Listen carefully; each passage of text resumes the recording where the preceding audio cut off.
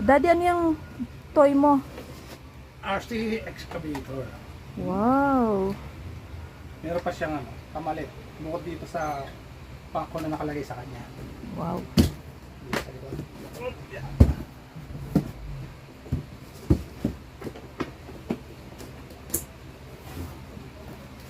Oh. Ito yung pamalit niya. Quartering hammer. Grass. At yung para sa lag.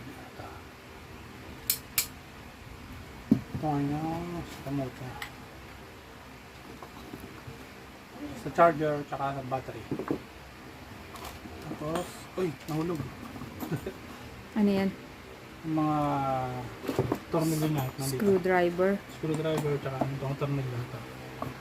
Nahulog na.